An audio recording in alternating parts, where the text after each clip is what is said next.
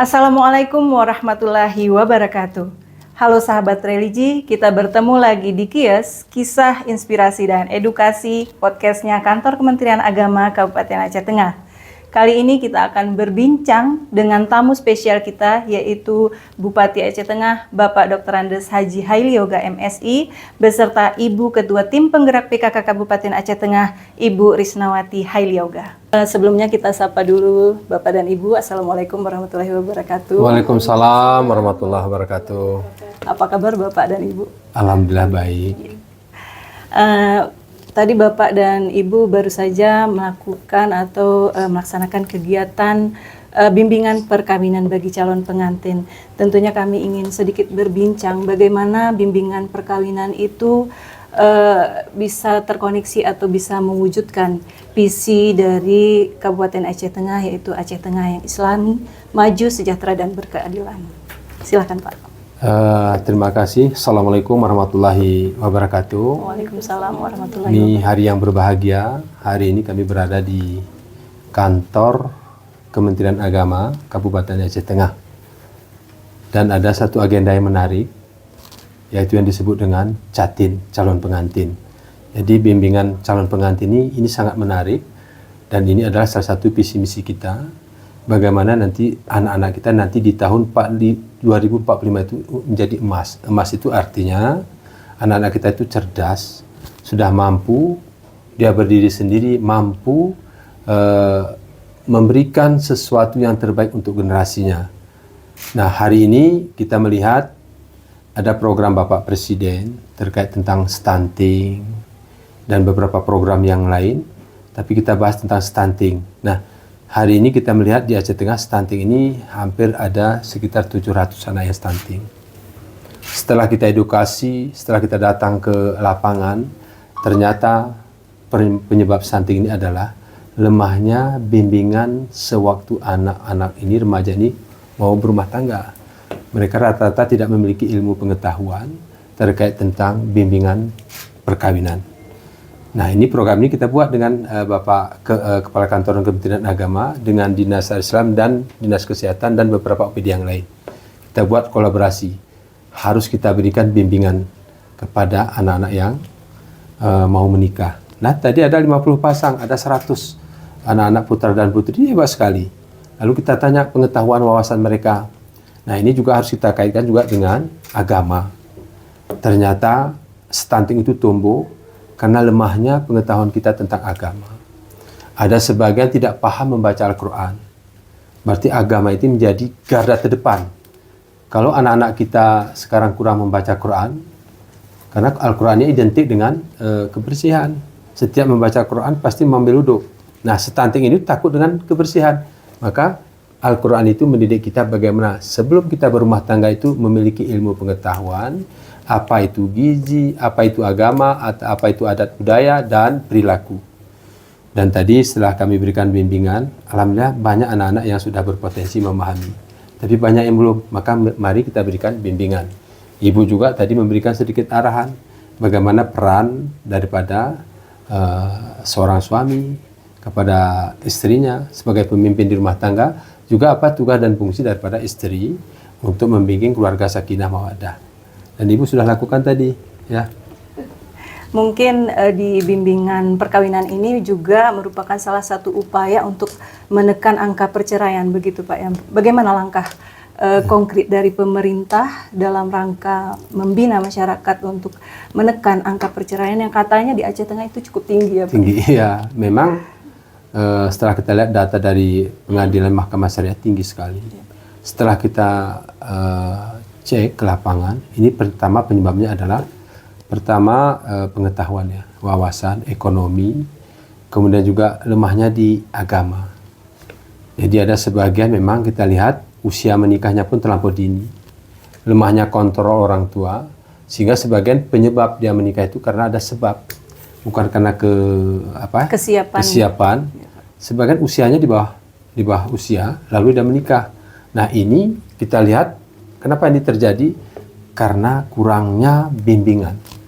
Dan ini sudah kita kerjasama dengan NPU, Dinas Islam dan Kemenak, wajib anak-anak sebelum menikah, bahkan remaja sebelum menikah pun kita berikan bimbingan. Sampai nanti ke tingkat remajanya kita berikan bimbingan bahwa dia paham bahwa dia akan berumah tangga. Tapi yang tidak paham apa fungsinya.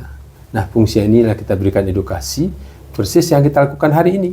Nah, kita cek satu persatu. Tadi kami berikan satu edukasi. Contoh, ada yang mau menikah seminggu lagi, boleh nggak membaca Al-Quran 2 juz sebagai nilai ibadah. Wah, ya Allah, saya menikah hari ini bersama Al-Quran, tapi saya membaca Al-Quran 2 juz. Disanggupi oleh semua. Itu adalah kado terindah untuk mereka. Iya, Pak. Terus apa yang kami bimbing?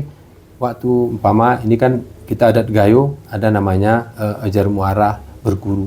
Itu harus memiliki wudu. Terus dia waktu akad nikah itu harus ada wudu. Dan jangan waktu acara resepsi pernikahan, peresmiannya itu dia meninggalkan salat.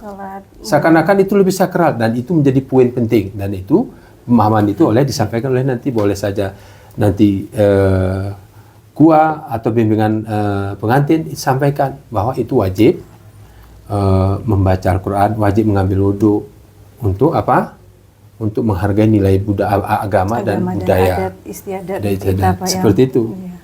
Jadi remaja atau pasangan yang siap menikah sudah tahu betul bagaimana pengetahuan untuk menikah, adat, budaya, dan agama yang harus dilaksanakan. Kemudian satu hal lagi yang saya pikir menarik, mungkin kesiapan ekonomi, Pak. Ya. Itu juga merupakan sumber dari keretakan rumah tangga. Apakah Bapak selaku pimpinan daerah mempunyai program yang konkret bagaimana membantu pasangan muda yang mungkin belum mempunyai kesiapan dalam hal ekonomi, untuk tentunya untuk menciptakan keluarga sakinah mawaddah warahmah tadi, Pak? Iya, ini menarik memang. Terkait tentang ekonomi masyarakat ini kan tergantung daripada kemampuan individu. Iya. Pemerintah harus hadir. Nah, maka kalau kita hari ini ada sebagian tadi petani ya. Petani ini betul-betul kita bimbing dia harus petani yang baik, paham. Nah, petaninya mungkin kalau dia sebagai petani kopi, ini kita siapkan nanti umpama bibit kopi, atau kita berikan nanti penyuluh memberikan bagaimana petani yang baik, atau nanti dia pedagang, nanti ada dinas perdagangan hadir untuk membimbing, atau nanti beberapa usaha nelayan dan lain sebagainya. Kita memiliki OPD yang terkait tentang pemberdayaan ekonomi. Nah, ini yang memang hari ini susah mengukurnya. Kenapa susah? Karena sebagian jadi petani belum memiliki ilmu pengetahuan. Jadi pebisnis dia belum memiliki ilmu pengetahuan. Jadi semuanya serba instan. Langsung berbisnis, langsung jadi petani, tapi tidak dibarengi dengan ilmu pengetahuan. Dan ini peran kita harus betul-betul memberikan pengetahuan yang baik. Dan kemudian memang kita harapkan nanti kepada calon pengantin baik laki-laki, pria dan wanita. Pertama, ekonomi ini harus betul-betul matang. Karena tanpa kematangan daripada penghasilan mereka, tentu ini kan salah satu bentuk nanti salah satu penyebab daripada perceraian. Contoh, nanti kita berikan edukasi kepada Pak Reju, pastikan semua data-data kemiskinan itu, kenapa miskin, apa yang harus kita lakukan, itu harus konkret. Jadi ada nanti pemberdayaan ekonomi, ada dari Baitul Mal, ada dari OPD yang lain, dan ada nanti pembinaan dari perbankan. Jadi banyak rangkaian yang kita bina sehingga masyarakat ini betul-betul paham.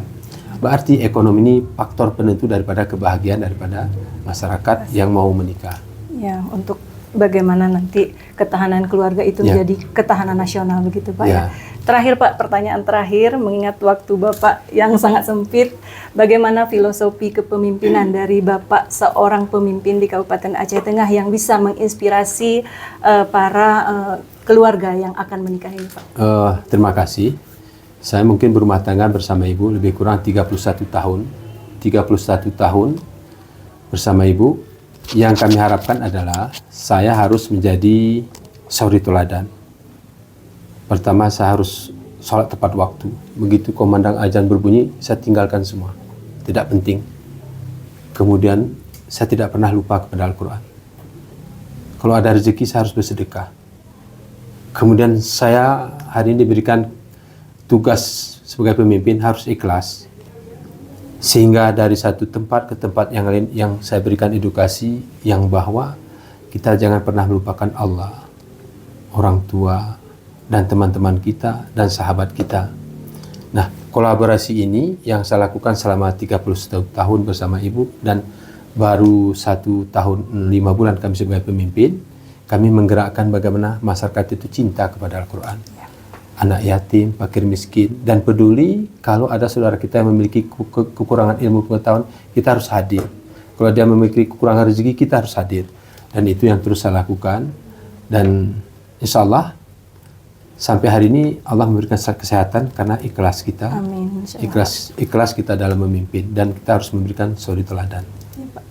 Mungkin Ibu juga memberikan statement untuk bagaimana menginspirasi anak-anak muda yang mungkin sebentar lagi akan menjadi istri, menjadi ibu, begitu. Silakan. Ya, terima kasih. Untuk inspirasinya yang pasti teruslah belajar, teruslah berusaha, dan jangan tinggalkan sholat, dan memahami pasangannya sendiri. Ya, yang paling mengenal pasangan gitu. Ya. Tugas seorang ibu atau istri ibu ya. Baiklah, terima kasih atas kesempatannya Bapak dan Ibu di podcast Kios hari ini. Luar biasa sekali perbincangan kita hari ini, banyak sekali inspirasi dan ilmu yang kita dapat hari ini. Demikianlah tadi perbincangan kita yang sangat menarik dengan Bupati Aceh Tengah, Bapak Dr. Andes Haji Hailyoga MSI, dan Ibu Ketua Tim Penggerak PKK Kabupaten Aceh Tengah, Ibu Risnawati Hailyoga. Mudah-mudahan perbincangan kita tadi dapat memberikan informasi dan mengedukasi sahabat religi sekalian. Kami akhiri, wabillahi taufiq wal hidayah. Wassalamualaikum warahmatullahi wabarakatuh.